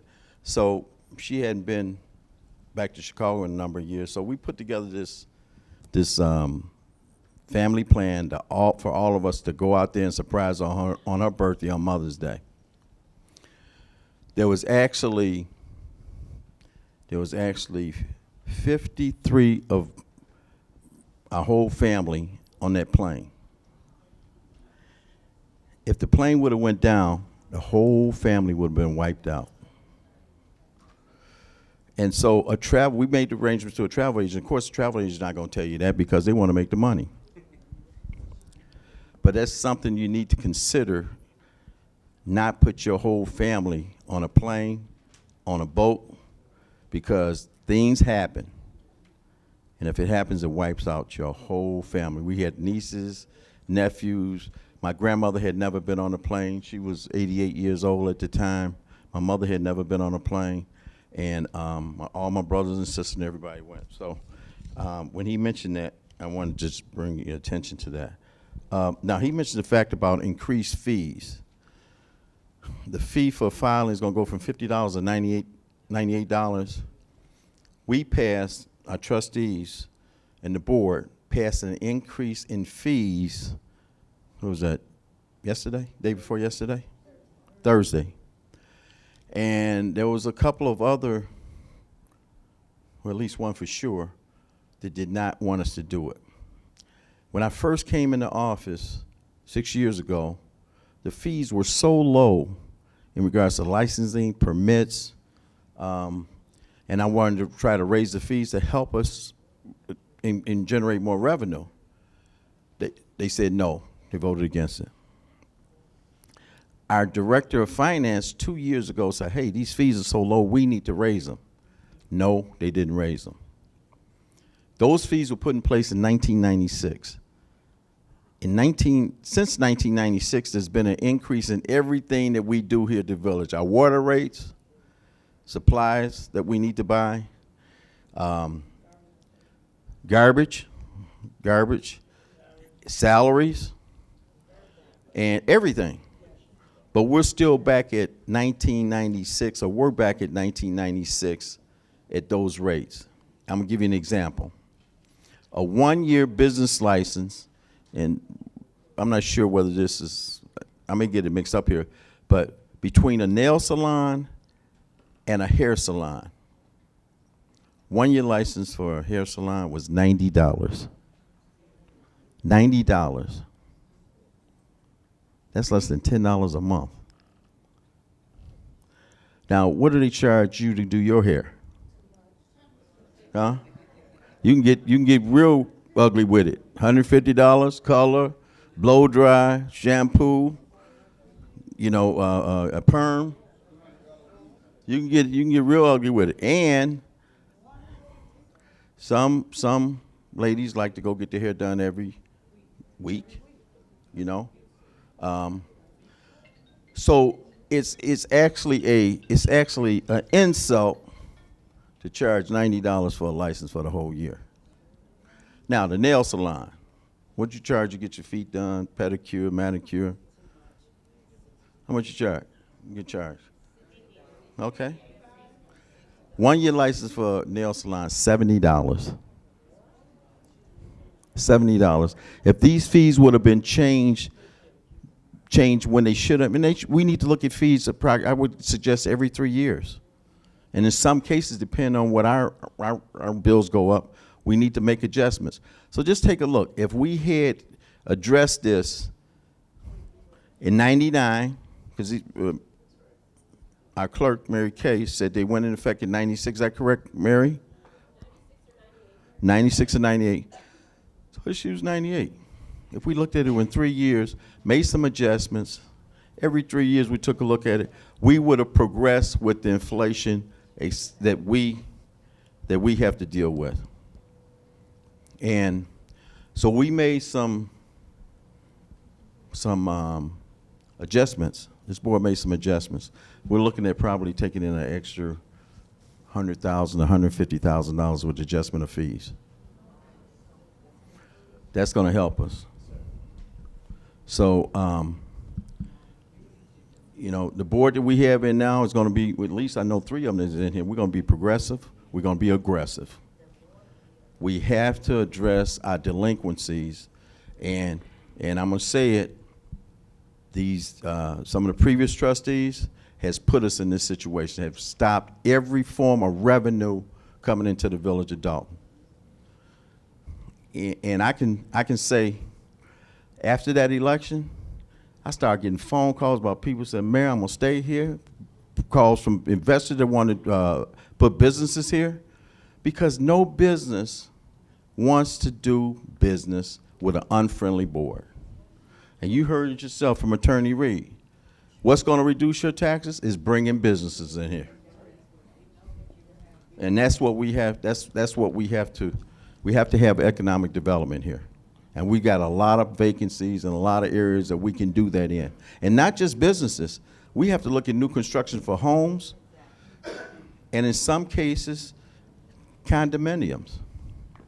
Now, he mentioned the fact that there were several people that went down and applied for the certificate of error. They got refunds back. I'm not sure if some of you are familiar with the area of 146 and Maple Lane. It's west.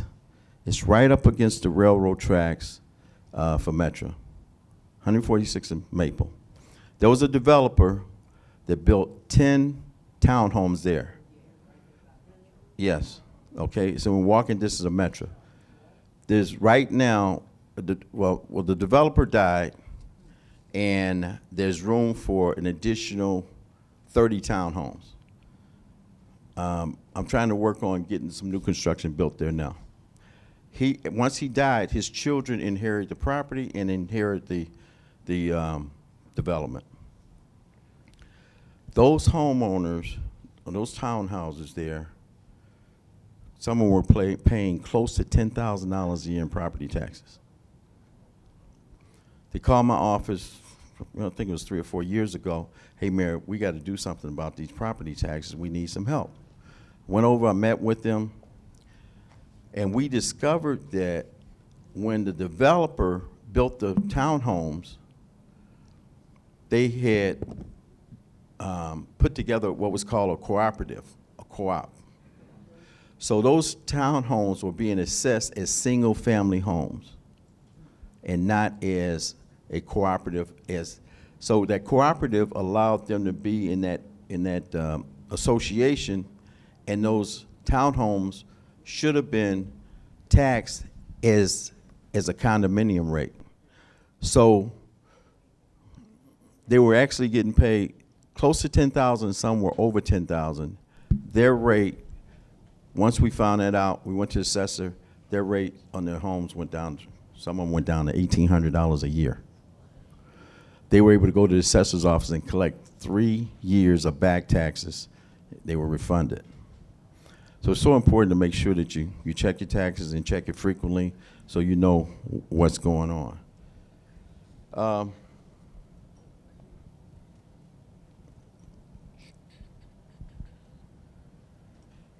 That's all I got down here. Any questions? Okay. Well, we're going to get out of here. We got some, we'll do our raffle. Everybody got a raffle ticket? Okay. Mayor, yeah. But you're going to mention this, that everybody's experiencing history today as 6 years of Coffee with the Mayor? I was just going to say that. Just thought about it. Okay. Andrew? Okay. I just want to touch on the 2 events we had this week. Some of you were both of them, some of you were at one, but the swearing in was really great. We had over 400 people at both events. Mary Kay said that she has lived here a long time. She's never ever seen it like that, and she's a former trustee also. And I'm glad that so many people decided to attend, that they're swearing in. I think it was a test, that people want to change. And by that many people attending. But some of you that come to the board meetings, you told those certain trustees, hey, that's not the way we want to do it. They didn't listen and still went forward to hurt you, trying to hurt me. So I'm happy with this new board. I'm happy y'all came out to participate. And then we had the pre-Mother's Day brunch. Mayor, don't do it during the week. Nobody's gonna come. You know all these people at work. What did we got? And that's another issue we're gonna be facing. We have a lot of retired people in our community. A lot of retired people. I think Elizabeth came to me.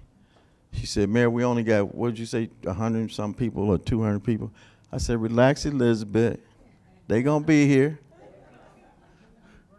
And then bam, in the last few days, that RSVP line exploded.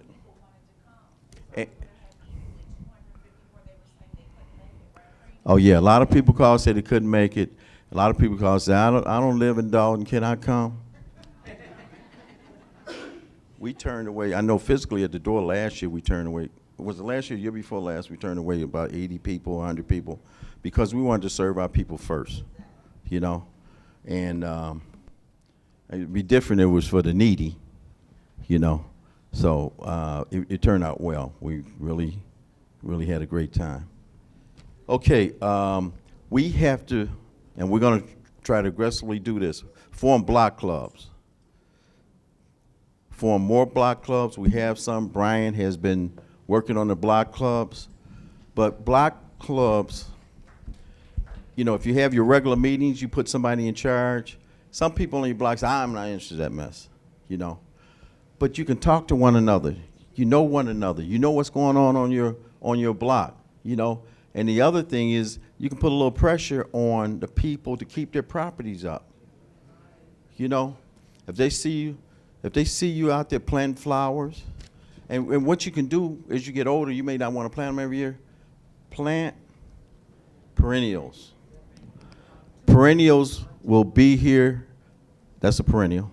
Perennials, on your plants or your bulbs, you know, you plant some in the spring and you'll plant some in the fall that will come up in the spring. But they'll say on their annual or they'll say perennial. You want to get the perennials because they will still be growing after you die. Okay? They will still be growing after you die. If you put tulips in the ground in the fall, now you got to put them deep enough because the squirrels going to eat them. They're going to dig them up. They think they're nuts. You put the tulips down, and they'll tell you everything you need to do. Those tulips will continue to grow years and years after you gone. Now, we had a number of trees donated by UPS and by, Tammy set that up. 100 trees or 200? 100 trees, she got UPS to donate 100 trees. And then we had, no, how many trees did they give us? How many? 45 trees. So we had approximately 150 trees, and we planted last Saturday before. How many they plant? They planted the whole 40. I thought they gave us more, and we planted 45. Okay. So we have some trees at Public Works. Go by and get yourself a tree. What those trees do is they take a lot of water. They take a lot of water and they help with flooding. You know, that's why we didn't want to cut down so many trees. We had the arboretum out here. They did some of you may have been here when they did put their presentation on. But we have one of the best tree covers in the whole Cook County. So we still get flooding because Mother Nature sometimes puts it down on us. But those trees, if those trees weren't here, we have more flooding than what we would normally have. Now there's two things we've asked for Cook County is money for streets, which we got $200,000 last year. It didn't go far. It cost us approximately $50,000 a block to do a street. And we've asked them for money for flooding. And as you well know, when Elizabeth got cut out of the budget, she went down and helped President Preckwinkle on her campaign, It wasn't successful, but we've created some very good will there, and they're going to make sure that we get some assistance here. And Elizabeth's going to be responsible for continuing that contact.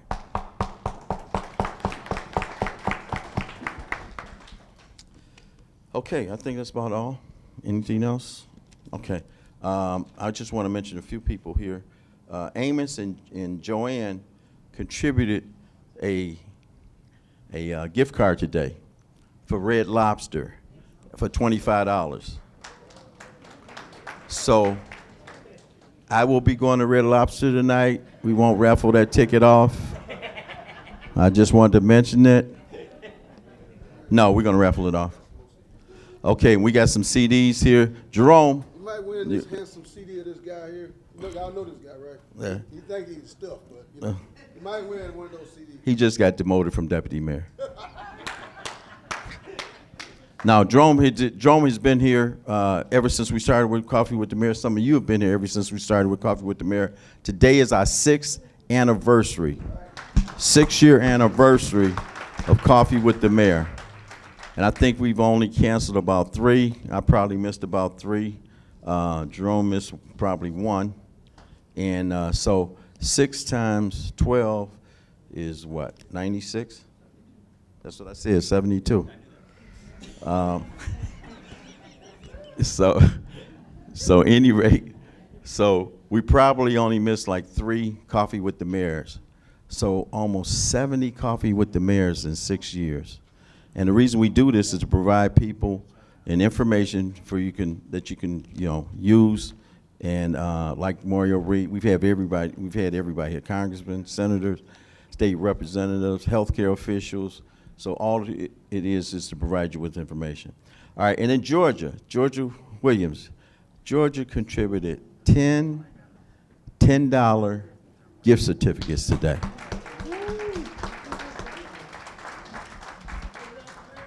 Thank you, Georgia. I guess it's getting contagious because Miss Creighton, she bought the cakes again in today. And so maybe I won't have to buy any gift cards anymore. All these people continuing to help out with the gift certificates and other prizes and other different things that we have for the raffle. And I'm going to say it again, and I've said it many times, you heard it. The best way to keep the people here is to have the raffle at the end of the meeting. Because if you have it at the beginning, they get their prize or they find out they didn't win and they leave. And I'm standing here talking to 2 people. So anyway, we got a number of prizes today. Alice, you want to help me with this today? Come on up. We need the bags. Yes. Now, we can't do what we do without volunteers. We can't do what we do without volunteers. And what did you call Trini? The volunteer? Does everybody have a ticket also? Make sure if you didn't have a ticket, raise your hand. Don't try to get 2 of them though, if you have one already. Okay. What we're going to have you do, Alice, we're going to have you pick the numbers. Why don't we turn that around? Oh, turn it. Yeah. You can turn it like this. You're right-handed, right? Yeah.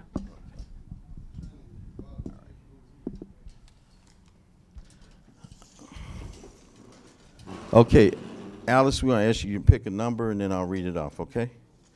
All right, go ahead. Okay, now, we want to get through this pretty quickly. So we're going to put the prizes out here, and you can pick what you like. Now, of course, the winners that they get called first usually gets the best. Usually you get the best. Let her pick. Usually we'll get the best of the prizes. But I'm going to say this $25 Red Lobster one, I'm still debating on if I'm going to put it out here. You know. So this $25 one, we're gonna do this last. Okay? So the last person that gets called is going to do this one. Oh, and I'm sorry. You had a question back there, sir, next to Mary Kay. I'm sorry. I saw your hand go up. Hang on a minute. Hang on 1 minute. Shad is running back there. I know everybody wants to continue, get going, but you mentioned about your term limit vote. How did that work out for you? Well, as you well know, I put a referendum out to term limit the trustees. And I did that because we had to change those trustees.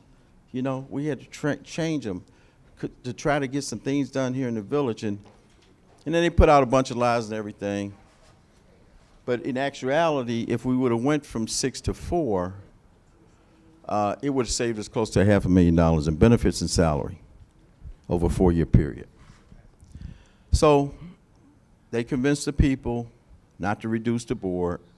And now, but the people were very favorable for term limits. Now I'm glad they didn't reduce the board because we got 3 good people here, you know, and I get a chance to break the tie if it ever comes to that. And we've already had 1 board meeting, we've already had a special meeting, and those same people are fighting us still. But it's just like now we have the vote.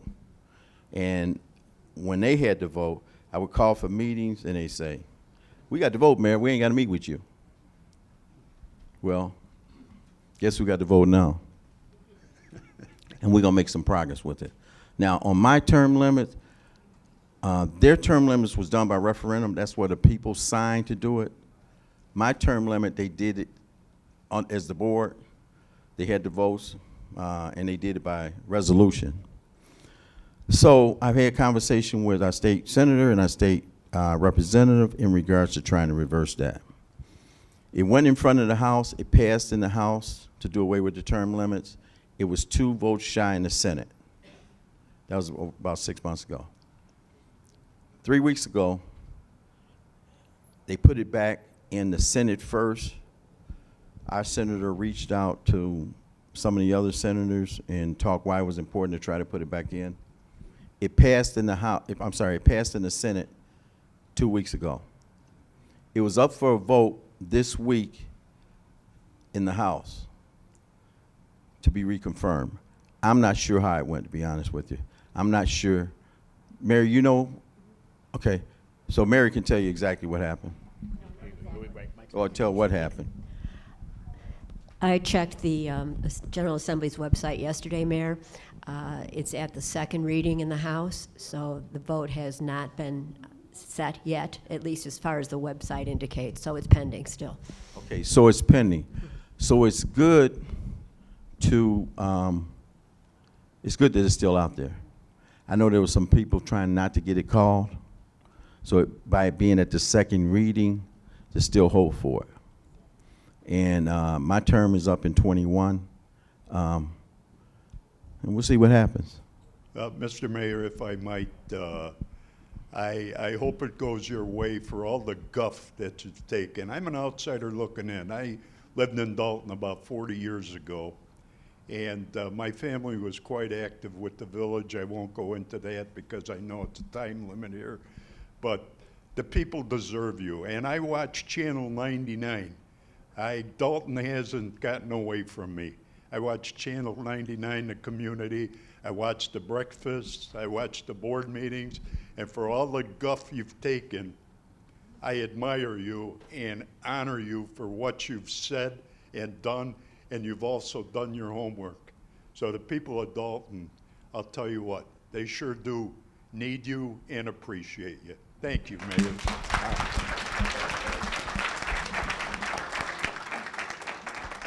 Oh, I appreciate your kind words. You know, this is a very difficult job.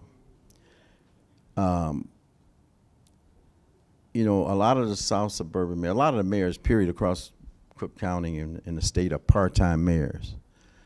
Dolton is really not a town that needs a part-time mayor.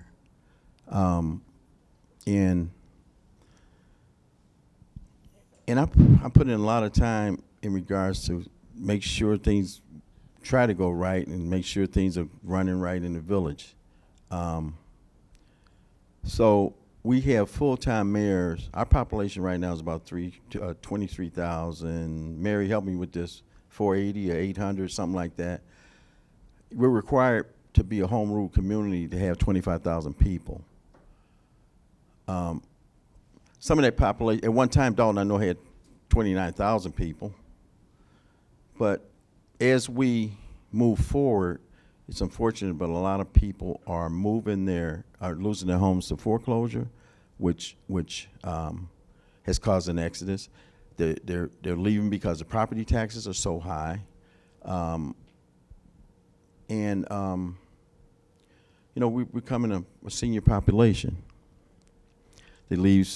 Some of them left because of these trustees. I'm sick of the arguing, I'm sick of this and going forward and things like that. I'm sick of it too. I was sick of it. But they were trying to make me quit. I'm not a quitter. You know, as tough as this has been, I've been through some tougher times. So this was just another challenge for me. But we have to all work together. We have to be neighborly. We have to work together to make this village a good place to live, better quality of life, and to be known on TV for the good things we do. You know, to hold a press conference, talk to the newspaper, and talk about a place where you live on a negative basis instead of trying to improve it, especially when you're an elected official, is wrong. To grandstand. And they got exactly what they deserve. They're on the outside looking in now. And so one of my primary things to do here right now is to get people back into Dolton and to bring businesses here. Now, Crane Magazine had an article that said, if you want to invest your money in a south suburb with a higher rate of return, do it in Dolton. Over the 6 years I've been in office, we have sold a lot of houses. Now, sure, we want to sell some to some investors, but we want homeowners here. We want young homeowners here. We teach them and train them how to keep up their property.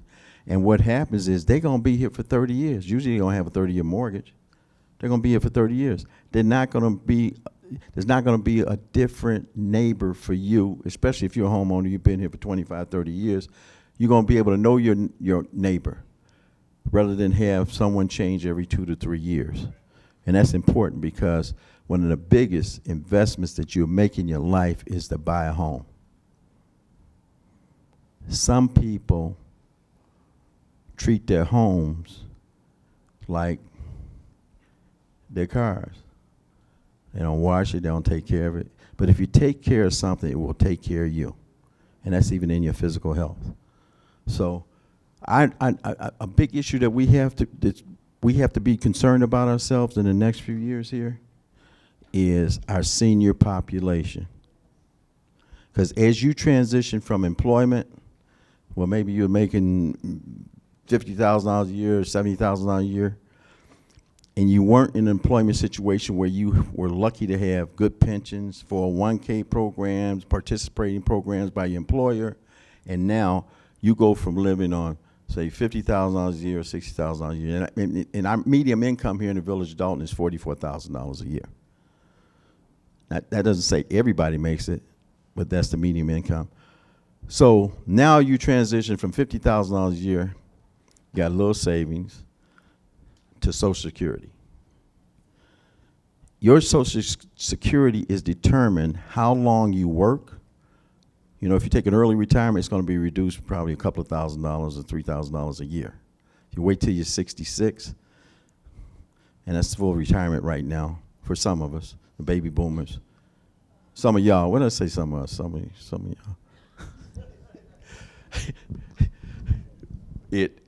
It's going to vary how much you get. If you get a disability, it's going to vary what your in regards to what your disability is. So now you come down from bringing say $3,000 a month home or $2,000 a month home, and now you get a social. You retired, you didn't get no severance pay, and it depends on how much you save. You get a Social Security check for $1,200 a month. And say it was $1,600 a month, but you lost your husband, and so now they're gonna combine it and give you $1,300. You know, some of you may have experienced that. Some of you know it. So now try living on that when you lived on a regular salary. There are more retired seniors now that work a second job or do something to have secondary employment because it's just hard to make it. We have to do something about these property taxes here in it's all over the south suburbs, but in Dolton, because that's where we have to take care of ourselves first. Next week, bring somebody here with you. Our assessor will be here next week, and you know, the more noise you make, the more changes that happen. That's what I said, next month, didn't I? Know I said next month. So anyway, bring somebody with you. This room should be standing room only. Should be standing room only. Address those concerns with them. I talked to them. I said, you need to come back and tell the residents of Dolton thank you because they supported you in your election. You want to make changes, so you need to come back. He's agreed to do that. So, see, I can keep talking because we haven't held a raffle yet. We're going to hold a raffle. All right, Alice.